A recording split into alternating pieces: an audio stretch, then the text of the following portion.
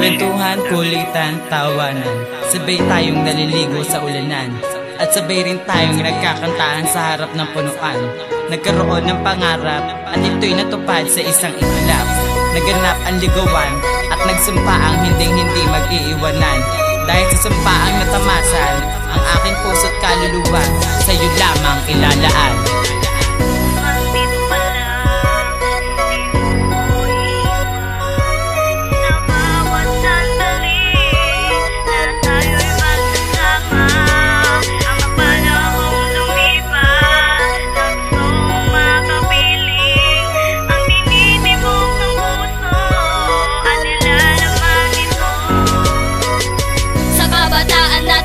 Tayo ay naglalaro, noong tayo ay nasa loting masayang naglalaro. Ngunit di namamalayan na tayo'y tumatanda. Sa paglipas ng taon, unti-unting nag-iiba. Ikaw at ako, pareho tayo ng gusto. Kahit saan man magpunta, laging kamay mo hawak ko. Naaalala mo pa noon tayo'y nagtumbang preso. Ikaw laging taya at akong sumasalo. Nung tayo ay sekundarya, hindi ko namalayan. Ika'y aking kaklase at ika'y katabihan. Ngunit di inaasahan, sa'yo ay napatitig. Sa araw ng pagsusulit, bigla na lang nagpintig. Simula nung araw nun, hindi mo na ako pinansin. Ito ang nagbigay tsansa upang ikaw ay haranahin. At hindi rin nagtagal, ay naging tayo na. Nagpunta tayo sa simbahan sa harapan ng dambana. Sa tabi mo, hindi ko hayaang masaktan ng tulad mo. Ang puso kong nangungulila sa'yo ay bigyan ng panahon. Nandito lang ako sa paglabas sa simbahan, ikaw ay dinaan. Kumakain ng isaw at ika'y sinubuan. Masaya nagkukwentuhan sa harap ng ka-eskwela. Tayo'y nasermonan pagkat ika'y tuwan-tuwa. Ngunit ikaw ay natahimik at ika'y nabahala. Tinatanong kita ngunit ako yung dinededma. Nakagraduate ka ng high school, syempre ako din. At tayo tuwan-tuwa sa wakas. Sa kolehiyo, inaasahan ko na tayo.